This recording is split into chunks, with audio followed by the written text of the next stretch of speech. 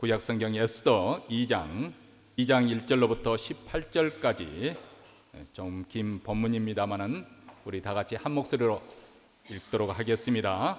그 후에 아수의 왕의 노가 그침에 와스디와 그의 행한 일과 그에 대하여 내린 조서를 생각하거늘 왕의 시신이 아뢰되 왕은 왕을 위하여 아리따운 처녀들을 구하게 하시되 전국 각도의 관리를 명령하여 아리따운 처녀를 다 도성 수산으로 모아 후궁으로 들여 궁녀를 주관하는 넷이 헤게의 손에 붙여 그 몸을 정결케 하는 물품을 주게 하시고 왕의 눈에 아름다운 처녀로 와스디를 대신하여 왕후를 삼으소서. 왕이 그 말을 선히 여겨 그대로 행하니라. 도상 수산에 있는 한 유대인이 있으니 이름은 모르드게라. 저는 베냐민의 자손이 기스의 증손이요 시므의 손자요 야일의 아들이라. 전에 바벨론 왕 느부갓네살이 예루살렘에서 유다 왕 여고냐와와 백성을 사로잡아 갈 때 모르드게도 함께 사로잡혔더라. 저의 삼촌 딸 하다사 곧 에스더는 부모가 없고 용모가 곱고 아리따운 처녀라. 그 부모가 죽은 후에 모르드게가 자기 딸같이 양육하더라. 왕의 조명이 반포됨에 처녀들이 도성 수산에 많이 모여 헤게의 수하에 나아갈 때 에스더 왕궁으로 끌려가서 궁녀를 주관하는 헤게의 수하에 속하니 헤게가 이 처녀를 기뻐하여 은혜를 베풀어 몸을 정결케 할 물품과 일용품을 곧 주며 또 왕궁에서 의뢰해주는 7 궁녀를 주고 에스더와 그 궁녀들을 후궁 아름다운 처소로 옮기더라. 에스더가 자기 민족과 종족을 구하지 아니하니 이는 모르드게가 명하여 구하지 말라 하였습니다. 모르드게가 날마다 후궁 뜰 앞으로 왕래하며 에스더의 안부와 어떻게 될 것을 알고자 하더라. 처녀마다 차례대로 아수르 왕에게 나아가기 전에 여자에 대하여 정한 규례대로 12달 동안을 행하되 6달은 몰약 기름을 쓰고 6달은 향품과 여자에게 쓰는 다른 물품을 써서 몸을 정결케 하는 기한을 마치며 처녀가 왕에게 나아갈 때에는 그 구하는 것을 다 주어 후궁에서 왕궁으로 가져가게 하고 저녁이면 갔다가 아침에는 둘째 후궁으로 돌아와서 비빈을 주관하는 넷이 사스가스의 수하에 속하고 왕이 저를 기뻐하여 그 이름을 부르지 아니하면 다시 왕에게 나아가지 못하더라. 모르드게 삼촌 아비하일의 딸 곧 모르드게가 자기의 딸같이 양육하는 에스더가 차례대로 왕에게 나아갈 때 궁녀를 주관하는 넷이 헤게의 정한 것 외에는 다른 것을 구하지 아니하였으나 모든 보는 자에게 괴물 얻더라. 아수르 왕 7년 10월 곧 데베돌에 에스더가 이끌려 왕궁에 들어가서 왕 앞에 나아가니 왕이 모든 여자보다 에스더를 더욱 사랑하므로 제가 모든 처녀보다 왕이 앞에 더욱 은총을 얻은지라. 왕이 그 머리에 면류관을 씌우고 와스디를 대신하여 왕후를 삼은 후에 왕이 크게 잔치를 베푸니 이는 에스더를 위한 잔치라. 모든 방백과 신복을 향응하고 또 각도의 세금을 면제하고 왕의 풍부함을 따라 크게 상주니라. 아멘. 얼마 전에 한국 봉준호 감독 그리고 송광호 영화배우가 주연으로 제작된 영화 기생충이 2019년 프랑스 칸 국제영화제에서 최고상인 황금 종려상을 받았다는 소식, 이 소식을 모든 한국인들이 들을 때 아주 가슴 뿌듯이 여겼을 것입니다. 한국 영화 100년사의 최고의 선물이라고 생각합니다. 이 영화의 줄거리는 아마 그 영화의 재미를 위해서 모든 신문기사가 그 줄거리에 대해서는 밝히지 않고 있습니다만은 제가 여러분에게만 특별히 미주에 아직 오기 전이지만은 좀 대강 어떤 구도로 스토리가 흘러가는 것을 좀 이야기를 하려고 합니다. 여러 사업에 시도를 했지만 실패하고 현재 백수 건달인 아버지 기택, 그리고 왕년에 해머 던지기 선수였던 어머니 충숙, 그리고 명문대 지망에서 3번 떨어지고 4번째 도전 중인 아들 기우, 그리고 미대 지망생인 딸 기정, 이 네 가족은 반지하에서 살아가는 백수 가족입니다. 그들은 윗집이나 아니면 그 근처 카페에서 흘러나오는 무료 와이파이에 매달리고 피자박스 접는 일로 생계를 유지하며 살아갑니다. 집안에는 곱등이와 바퀴벌레가 득실하고 지나가던 술 주정뱅이가 반 지하의 창문에 대고 오줌을 싸는 것이 일상이고, 소독 가스차가 이렇게 동네마다 하얀 연기를 품으면서 돌아다니지 않습니까? 그러면 야, 집안 청소 소독하자 하고 창문을 활짝 열고 그 가스를 집안으로 불러들이는 그런 밑바닥 인생을 살고 있는 가족이었습니다. 그런데 어느 날 이 아들의 친구의 소개로 인해서 아주 부잣집 박 사장 집에 가정교사로, 딸을 가르치는 영어 가정교사로 들어가게 되지요. 그리고 그렇게 가정교사로 들어가게 된 그 아들은 아주 교묘한 방법을 통해서 아버지는 그 집의 운전기사로, 어머니는 그 집의 가정부로, 그리고 또 딸은 그 집의 아들의 미술 치료하는 선생으로 그렇게 고용이 되어집니다. 한마디로 온 가족이 상류층 사회 집안에 진입해서 기생충처럼 달라붙어 살게 되는 것이죠. 온 가족의 그 정체를 숨기고 각각 별도의 사람들인 한 가족인 것을 모르는 것처럼 그렇게 숨기면서 박 사장 그 집에서 일하게 되는데, 한바탕면 그 정체가 탄로날 뻔한 그런 장면이 나옵니다. 그것은 다름 아닌 냄새 때문이었습니다. 사장집 아들 다송이가 그 기택, 그 가족의 모두에게도 똑같은 냄새가 난다고 그렇게 이 어린 소년이 발설을 한 것입니다.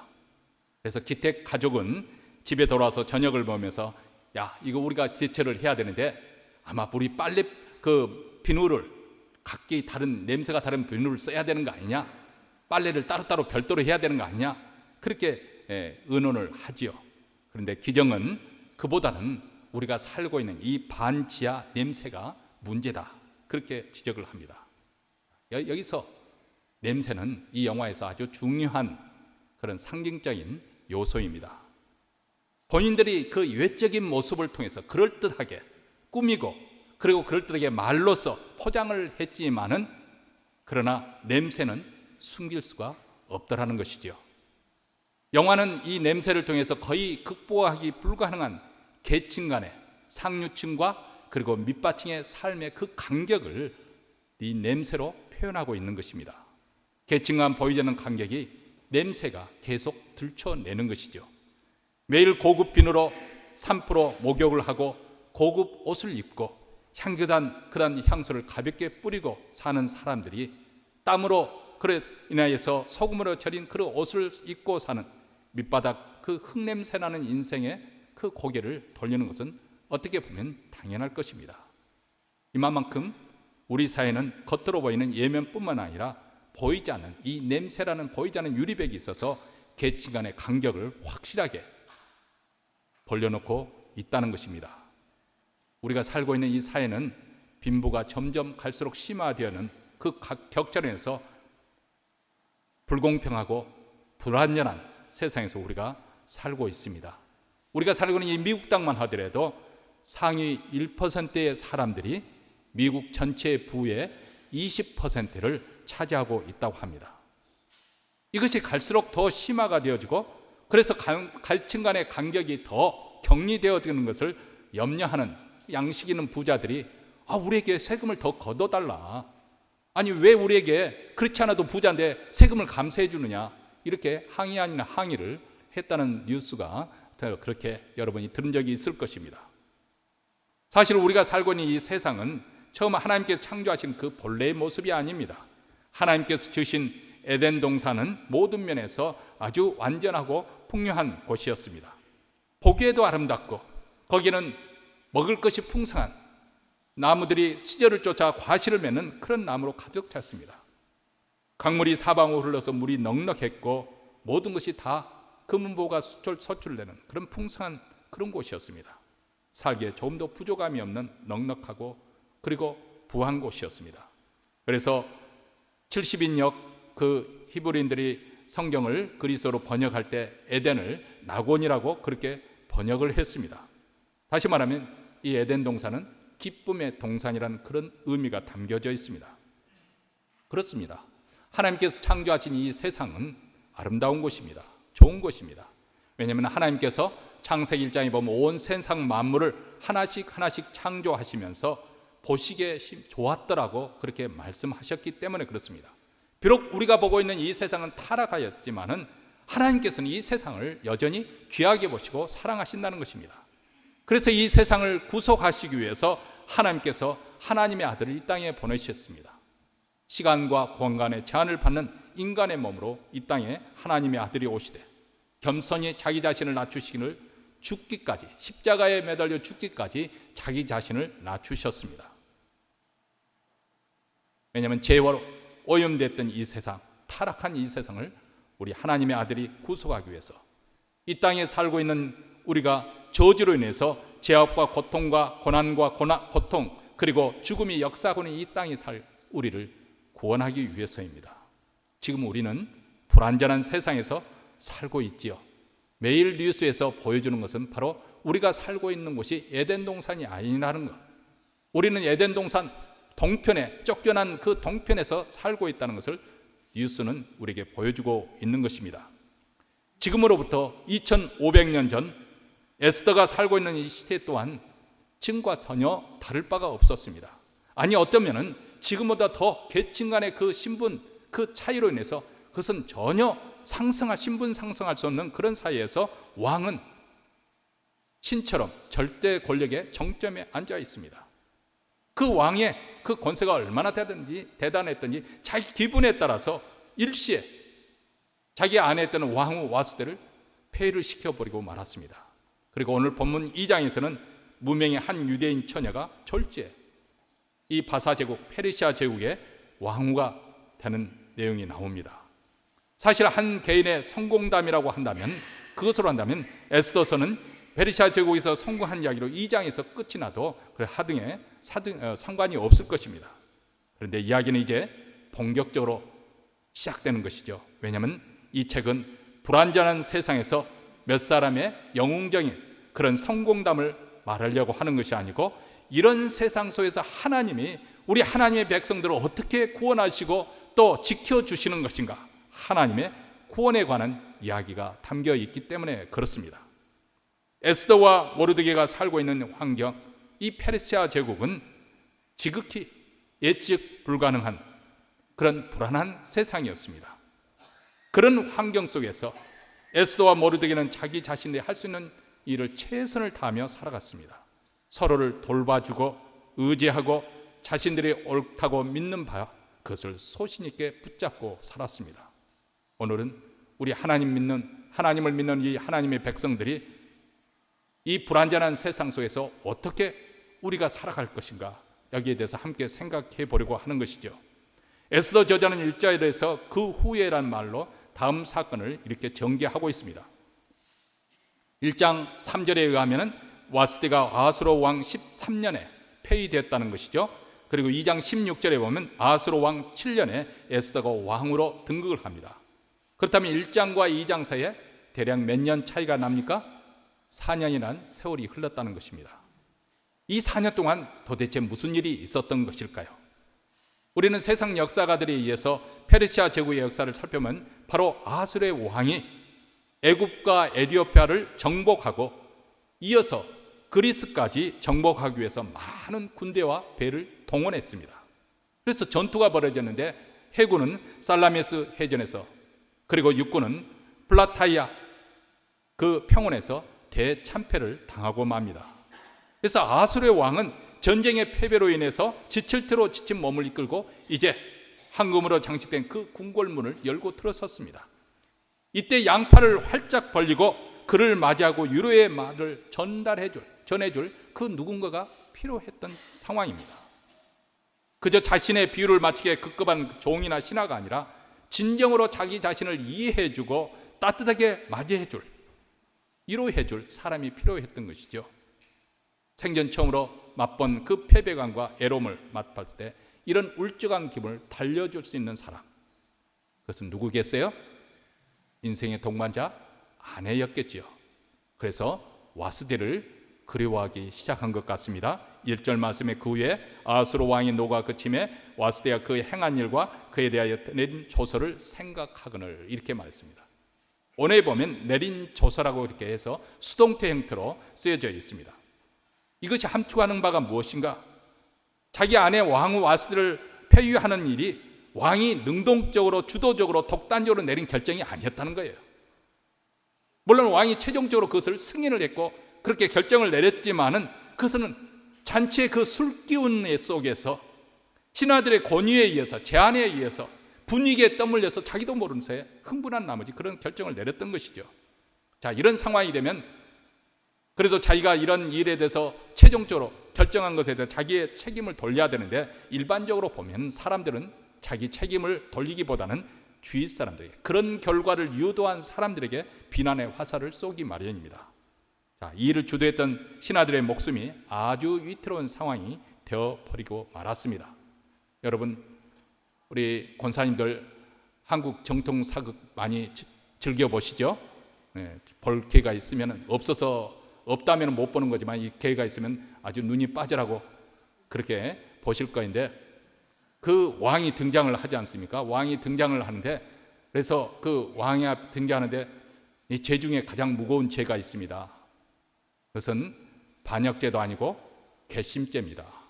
왕의 괘씸, 저 사람 괘씸해 이러면은 살아날 길이 없는 거예요. 어떤 항목을 붙여서라도 그냥 죽이고 맙니다. 뭐 반응이 시원찮은 거 보니까 연속곡을 제대로 못 보신 것 같은데 한번 복습을 해보시기 바랍니다. 왕의 마음에 안 들면은 죽음을 피할 수가 없습니다. 자, 여기 보면은 바로 신하들이 왕을 그렇게 조언해서 이끌었으니까 자기들의 목숨이 위태한 상황이죠. 그런데 문제는 바사 제국에 그 규칙이 있는데 그것은 왕 자신이라 할지라도 자기가 내린 그 조서에 대해서는 변경할 수 없다는 것입니다. 자기가 쌓이는 그 조서에 묶인 셈이죠. 이런 주인의 신계를 알아채고 난 다음 왕의 측근들이 그를 위로할 방법을 고안을 하게 됩니다. 2절 말씀에 왕의 시신이 아래되 왕은 왕을 위하여 아리따운 처녀들을 구하게 하시되 이렇게 말합니다. 사실 아수르의 왕은 지금 단지 여자가 필요했던 것은 아니죠. 왜냐하면 고대 군주들은 한결같이 많은 처첩을 거느리고 있기 때문에 그렇습니다. 그에게 지금 필요한 것은 아내입니다. 자신을 이해해주고 자신의 기분을 받아줄 수 있는 인생의 동반자가 필요했던 것이죠. 그래서 왕의 울적한 기분을 아는 그 측근들이 왕후를 간택하도록 그렇게 권면합니다. 4절에 왕의 눈에 아름다운 처녀로 와스티를 대신하여 왕후를 사무사서 왕이 그 말을 선히 여겨 그대로 행하니라 이렇게 말합니다. 자, 드디어 에스더가 수많은 민 후보들을 제치고 왕후의 자리에 오르게 될 그런 역사적인 무대가 지금 마련되고 있는 것을 볼 수가 있습니다. 그렇다면 이 스토리의 주인공인 에스더는 도대체 어떤 사람인가? 우리들은 궁금해하지 않을 수가 없는 것이죠. 7절 말씀 보니까 에스더는 부모 없는 고아 출신이라는 것을 밝혀주고 있습니다. 그런 부모가 없고 용모가 없고 아리따운 처녀다. 그리고 부모가 죽어낸 모르드게가 자기 딸같이 양육했다 이렇게 말합니다. 에스더의 부모가 언제 세상을 떠난지 알지었지만 과로서 올 때 갈 데 없는 처량한 신세였는데 그 삼촌의 딸을 에스더를 거두게 된 사람이 모르드게였다. 바벨론 느부갓네살 왕이 유다 왕과 백성을 사로잡혀 왔을 때 이 모르드게도 함께 포로로 끌려왔는데 자기 자신의 신분을 감추고 지금 이 소수민족으로 에스더를 키우면서 사는 것이 팍팍하였을 것입니다. 포로로 잡혀와 있는 힘없는 그런 처지에 있는 자들입니다. 소수민족에 속하고 사회적인 약자죠. 그래서 바사 제국같이 이 광대한 제국 안에서 얼마든지 불이익을 당할 수 있는 그런 처지입니다. 그런데 전국 각도에서 아리따운 여성들을 도성수산에 모이도록 관리에게 명이 떨어졌죠. 그리고 이 일은 궁녀를 주관하는 내시 해계의 손에 붙어서 이루어졌습니다. 그래서 전국 각도에서 아주 미모가 뛰어난 여성들이 모두 수상궁으로 그렇게 모여들기 시작했고 이때 용모가 곱고 아리따웠던 에스더도 왕궁으로 들어갔습니다.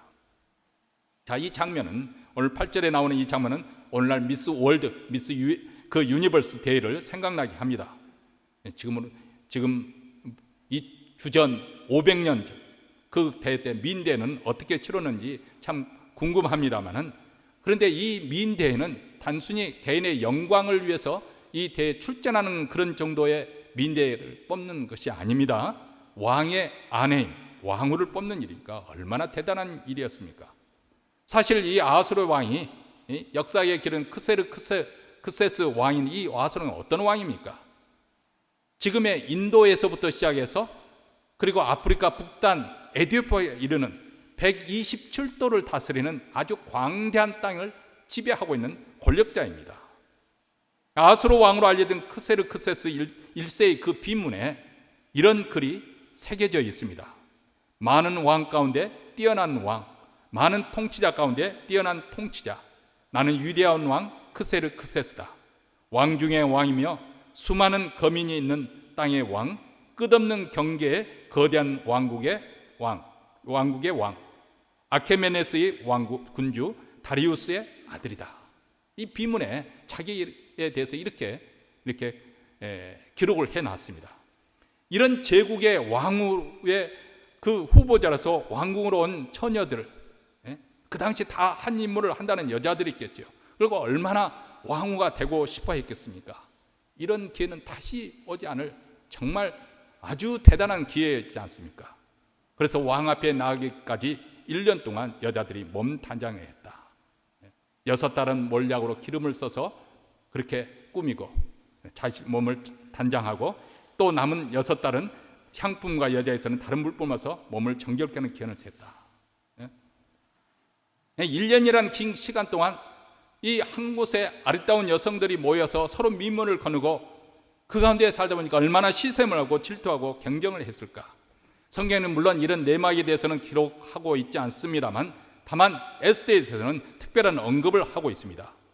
에스더가 왕국에 뽑혀 들어갔을 때부터 왕이 내신 헤게가 그녀를 보고 기뻐하며 은혜를 베풀었다, 이렇게 나와 있죠. 에스더가 그 많은 처녀들 가운데 왜 이렇게 헤게의 눈에 들었을까?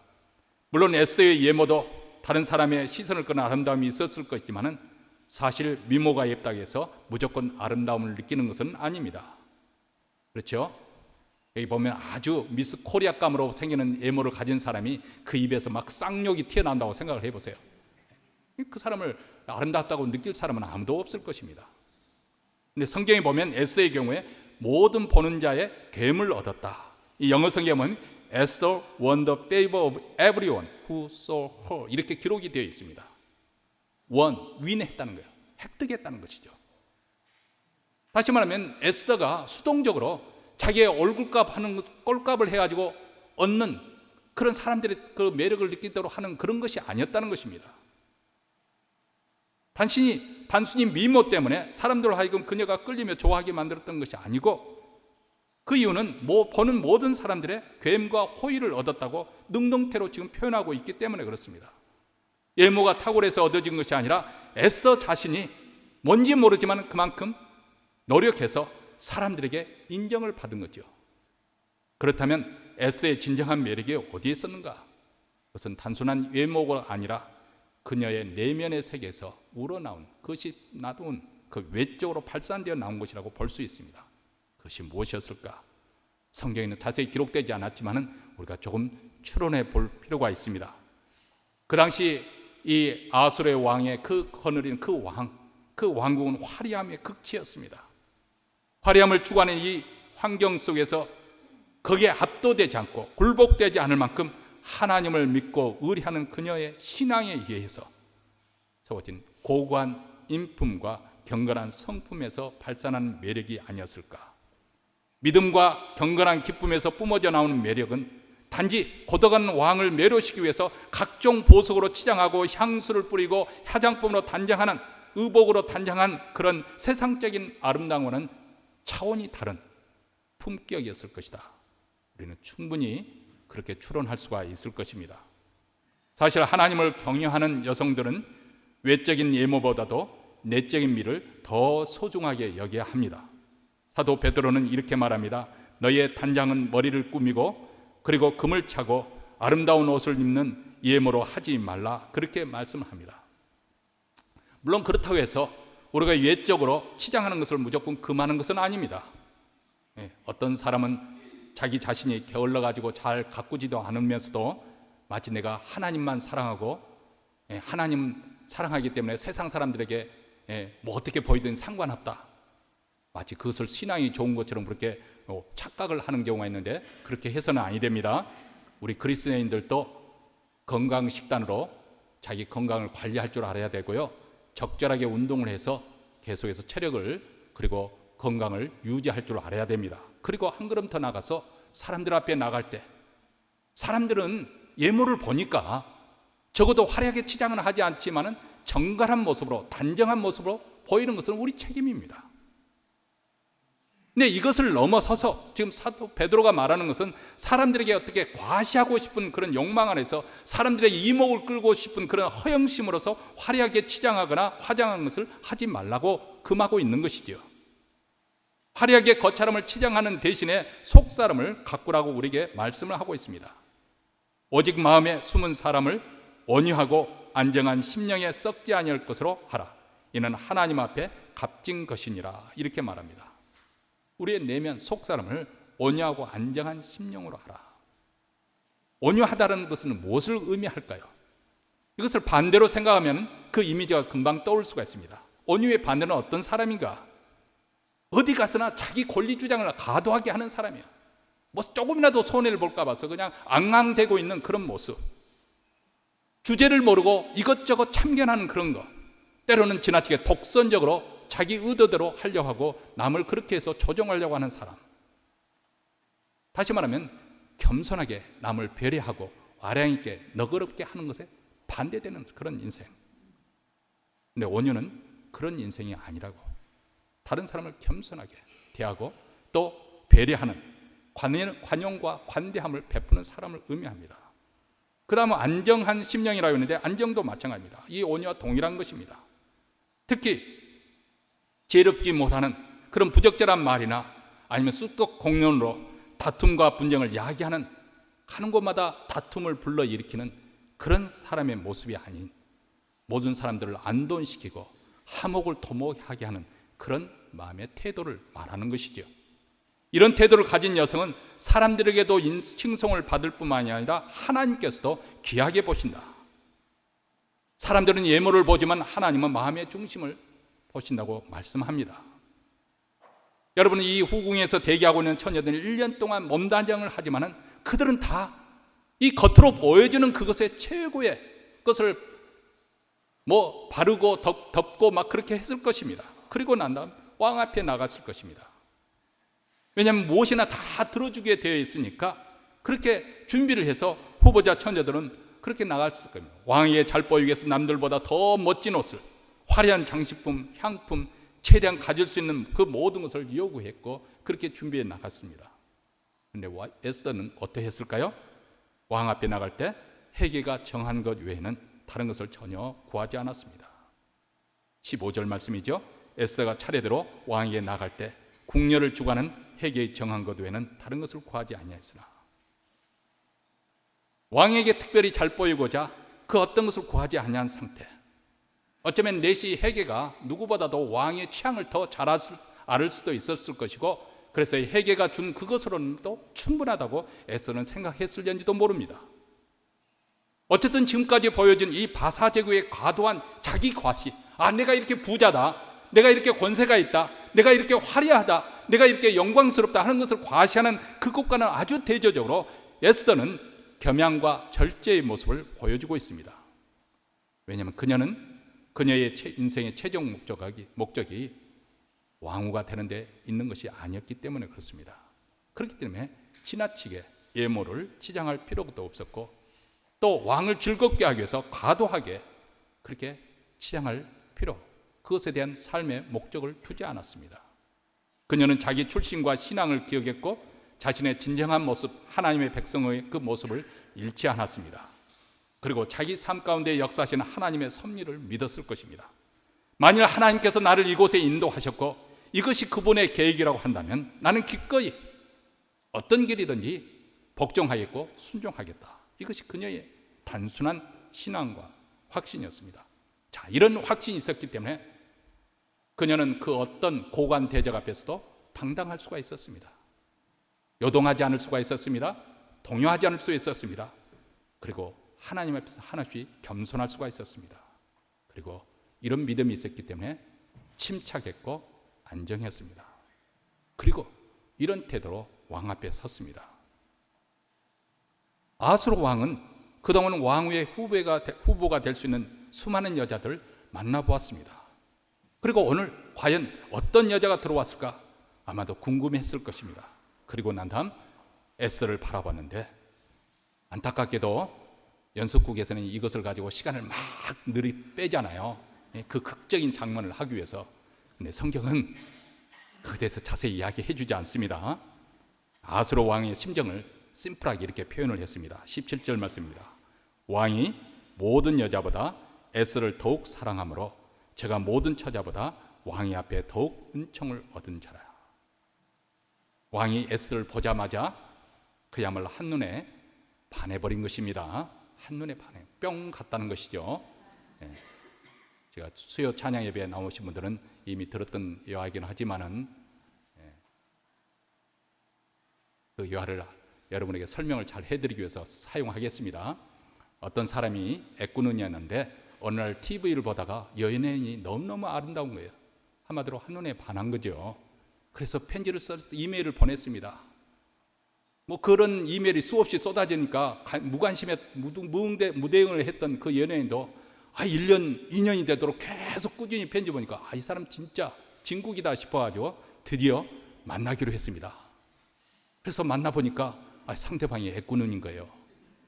그러니까 이 연예인이 화가 나서 펄쩍 뛰면서 내가 당신이 애꾸눈이기 때문에 화가 난 것이 아니고 애꾸눈인 것을 감춘 것이 화가 난다. 그렇게 화를 버럭 내니까 그 사나이가 이렇게 말했답니다. 내가 거짓말한 적 없습니다. 내가 한눈에 반했다고 처음에 그렇게 편지를 쓰지 않았어. 한눈에 반한 거죠. 한눈. 이 왕이 에스더를 보자마자 한눈에 반한 거예요. 근데 여기 보면 더욱이라는 말을 두 번이나 쓰고 있어요. 다른 모든 여자보다 더욱 사랑했고 다른 모든 처자보다 더욱 은총을 입었다. 다시 반복이 되어지는 이야기지만 에스더가 어떻게 왕의 사랑을 독차지할 수 있었을까? 타고난 미모뿐만 아니라 정말 사람들의 시선을 끌게 하는 그 무엇이 있었을까? 다시 한번 그녀의 출신 성분을 생각해 보십시오. 고아였고 그래서 부모의 사랑도 그렇게 많이 받지 못했을 것이고 포로 신분으로서 소수민족으로서 교육도 제대로 받지 못할 것이고 자신의 그 어떤 인생의 좋은 경험도 그렇게 많이 좋은 경험도 없었을 것입니다. 계층 간의 그 강을 도저히 극복할 수 없는 그런 처지입니다. 신분 상승이 불가능한 상황입니다. 근데 다른 이들에게 볼 수 없는 그 무엇이 그녀에게는 있었던 것이죠. 그래서 이 아하수르 왕이 그냥 아주 맹충은 아니었던가 봐요. 그 진주를 발견한 것이죠. 그것이 바로 에스더의 내면 세계에서 흘러나오는 아름다움이다. 저는 그렇게 믿습니다. 아하수르 왕과 사람들은 에스더를 통해서 그녀 위에 뛰어난 예적 미모만 본 것이 아니라 그녀 안에는 내면의 아름다움을 보았죠. 여러분, 우리가 살고 있는 이 세상은 이 외적인 미를 대단히 강조하고 있는 그런 세상입니다. 거기에 한 걸음 더 나가서 성적 매력을 아주 강조하는 그런 광고와 영상물이 흘러넘치고 있는 사회에서 우리가 살고 있습니다. 심지어 어떤 우리 어른들은 그런 말에 조금 생각스럽고 당황스럽게 하지만은 어떤 여성들은 섹시하다 그렇게 말하면 아주 기분이 좋다고 합니다. 여러분, 이런 것은 한 여성을 성적 관능에서만 바라보는 아주 부패한 마음에서 나온 것입니다. 요즘같이 문란하고 관능적인 사회 풍토 속에서 우리 그리스도인들은, 우리 여성들은 더 에스더의 거룩한 성품을 개발하는 것이 더더욱 필요합니다. 그녀에게서 은혜가 충만한 매력과 우아한 기쁨이 있었기 때문에 과도하게 물질적인 그 풍요 속에서 그것을 절제할 줄 아는 자제심과 통제력을 그 에스더는 가졌던 것이죠. 그리고 모르드게의 그 충고를 받고도 그렇게 그대로 순종하는 겸손함이 있었습니다. 그뿐만 아닙니다. 하나님을 잘 믿는다 해서 항상 심각한 표정을 짓고 나 예수 잘 믿는 사람이 이런 표정을 하고 사는 사람이 아니었습니다. 아주 밝고 유쾌해서 많은 사람들의 기분을 좋게 하는 그런 밝은 성격의 사람이었습니다. 자, 이런 성품이 일거에 이루어질 수 있는 것이 아닙니다. 그렇다고 해서 불가능한 것은 아니죠. 우리가 신분 상승하는 것은 쉬운 일은 아니지만은 그러나 우리 내면 세계를 부여하게 하는 것은 우리 책임입니다. 어떻게 가능할까요? 우선 가장 먼저 우리는 기도의 끈을 놓지 말라고 말씀을 드리고 싶네요. 외적이고 피상적이고 일시형을 이렇게 강조하는 이 세상에 살면서 우리는 영원한 것을 추구하는 그런 내적인 추구가 있어야 될 것입니다. 그리고 오늘 내가 이렇게 영원한 나라를 위해서 헌신할 수 있고 그것을 행동으로 옮길 수 있는 그런 삶을 살게 해달라고 기도해야 될 것입니다. 그리고 하나님을 믿는 마음에 우리가 주어지는 환경에서 최선을 다하는 것입니다. 오늘 우리가 2장 본문을 공부하는 것은 단지 에스더 모르게의 삶의 방식을 본받으라, 그런 것으로 인해서 우리가 공부하는, 지금 말씀을 듣는 것이 아닙니다.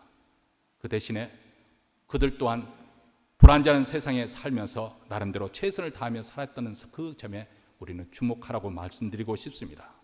에스더는 왕궁에 들어갔을 때 능동적이고 적극적인 태도로 주위 사람들의 괴물을 얻었고 은혜를 얻었다. 영어 성경에 보면 이것을 더 확실하게 그렇게 표현을 하고 있습니다. 그것은 그녀가 우연히 되어진 것이 아니라, 자동적으로 되어진 것이 아니라 노력해서 얻어진 결과라는 것입니다. 마치 요셉이 보디발의 집안에 가고 거기서도 또 감옥 속에 내려갔지만은 거기서 최선을 다하는 그 모습으로 인해서 사람들에게 인정을 받았던 것처럼 에스더도 주어지는 환경 속에서 최선을 다해 인정을 받은 것입니다. 주어지는 상황을 탓하기 전에 우리는 사람들과 하나님으로부터 인정받는, 그리고 칭찬받는 신앙인으로 우리 사는 것이 중요하다는 것입니다. 그뿐만 아닙니다.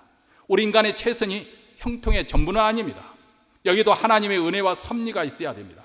에스더의 입장에서 보면 왕궁에 들어가게 된 것이 무엇을 의미하는 것인지 정말 알기 어려웠을 것입니다.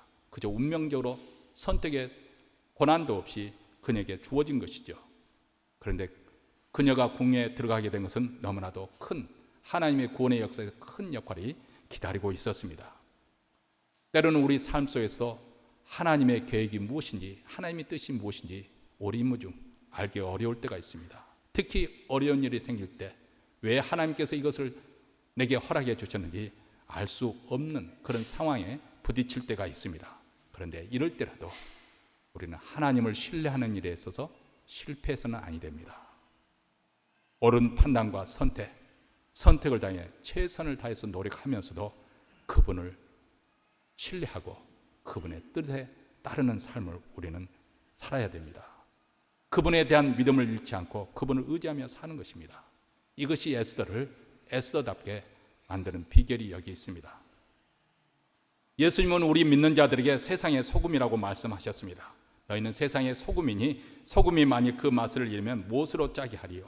후에는 아무 쓸데없어 다만 밖에 버려 사람이 밟힐 뿐이니라. 이렇게 말합니다.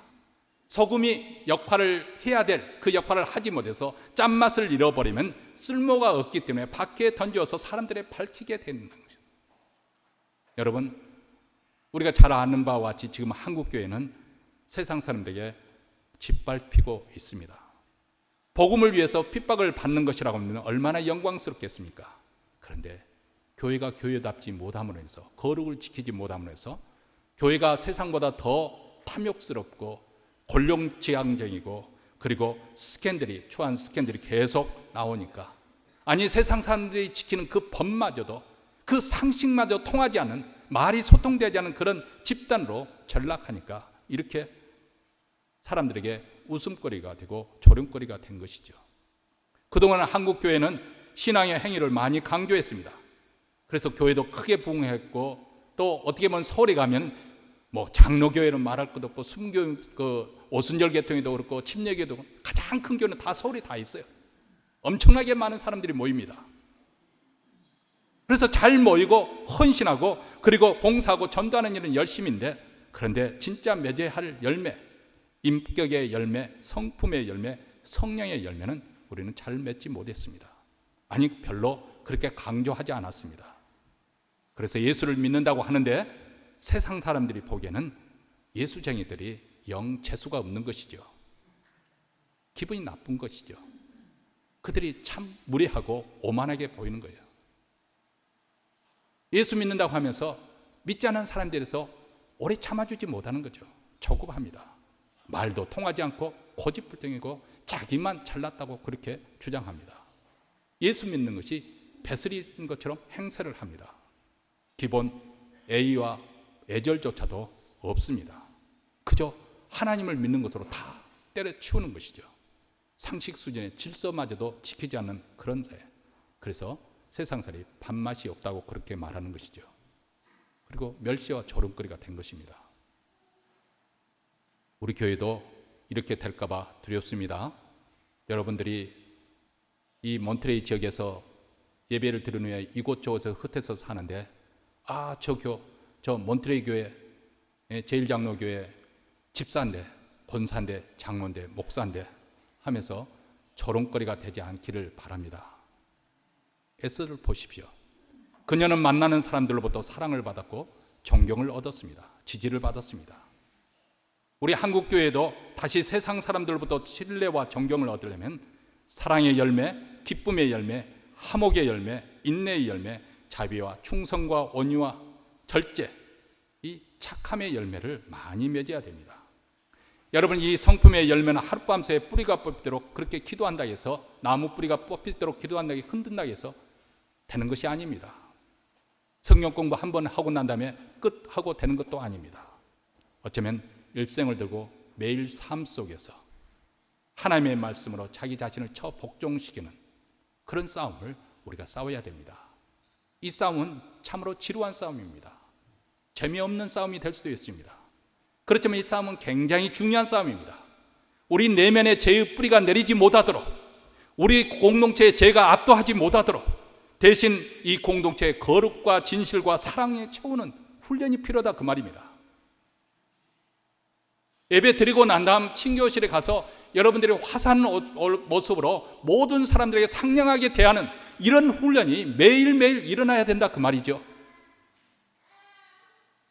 교회에 와서 마치 왕따를 당한 것처럼 아무도 상대해 주지 않고 아무도 따뜻하게 맞이해 주지 않는다면 그 교회는 실패하고 있는 것입니다. 예수를 잘 믿는다는 것이 무엇이겠습니까? 세상 사람들보다 더 따뜻하고, 세상 사람보다 더 간용하고, 세상 사람보다 더 너그러야 되고, 세상 사람보다 더 예의범절이 발라야 되지 않겠습니까?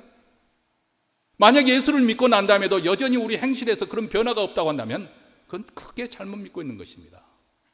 우리 예수님을 보시기 바랍니다.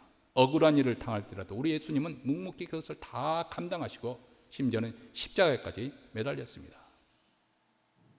우리 같으면 억울해서라도 십자가에서 그 대못을 다 뽑아내고 자기를 조롱하는 사람들을 뺨 하나를 탁 때리면 치고 다시 죽으면 참 그럴싸하고 포음이 날 텐데 우리 주님은 그렇지 않았습니다. 묵묵히 십자가를 감당했습니다. 근데 우리는 예수를 따라간다고 하면서도 할 것은 다 행세를 다 하는 거예요.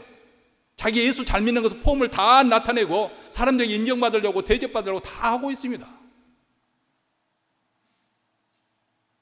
우리는 오늘 말씀을 가지고 한 주 동안 계속 묵상하면서 우리 삶 속에 어떻게 에스더가 가졌던 그 거룩한 성품을 우리가 본받을 수 있는가. 그래서 우리가 가는 곳마다 우리 가정이 살맛이 나도록 하고, 내가 가는 그 모임마다 내 존재로 인해서 그 모임이 정말 꽃이 피어나는 것처럼 화사해지고 교회가 분위기가 달라지고, 그렇죠. 그런데 이런 일이 결코 우연히 일어나는 것이 아니다, 그 말입니다. 매일 우리가 죄와 싸워야 되고 하나님 말씀에 내 자신을 복종시키는 해야 됩니다. 연예인들도 연기에 들어가기 전에 거울을 보고 연습을 한다고 하지 않습니까? 예? 막 우는 표정도 짓고 웃는 표정도 짓고 찡그리는 표정도 짓고, 여기서 얼굴 근육을 다 풀어줘야 된대요. 그래서 레디 고 하면은 3초 내에 눈물이 왈칵 쏟아지도록 우리 그리스도인도 그런 연습이 필요하다는 것입니다. 태도에 있어서 그런 자세가 필요하다는 것입니다. 그리고 이런 날이 반복되어 쌓이면은 어느 날 우리에게서 예수 그리스도의 향기가 진하게 풍겨나게 될 것입니다. 아니, 우리 자녀들도 그렇게 키워야 됩니다. 어렸을 때부터 하나님을 사랑하는 법을 배워야 되고요, 또 사람들을 귀하게 여기는, 존중하는 그런 법을 배워야 되고요, 오히려 예수 믿기 때문에 너희들이 세상에서 예의범절에 더 밝아야 된다, 교육을 시켜야 됩니다. 아니, 미국에 왔다고 다 쌍놈으로 키울 것입니까? 아닙니다. 미국 사회도 정말 지도자가 되려면 예의범절에 정확하게 해야 되고 바르게 키워야 됩니다. 우리 예수 믿는 사람들이 그렇게 키워야 됩니다. 그래서 우리 자녀들이 그들이 장성했을 때 그런 지도자로서 에스더처럼 그런 인품을 갖춰야 되고 실력을 갖추는 그런 자녀들로 키워야 됩니다. 그러려면 우리 자신들이 매일매일 삶 속에서 이것을 말씀을 가지고 씨름하는 우리 자신의 모습이 되어야 되고 또 실천을 해야 됩니다. 그 실천이 어디서부터 이루어져야 될까요? 우리 가정에서, 목장에서, 교회에서, 직장에서. 그래서 우리에게서 예수의 향기가 진하게 흘러나오는 그런 아름다운 모습으로 살아가시는 우리 모두가 되시기를 주의 이름으로 축원합니다.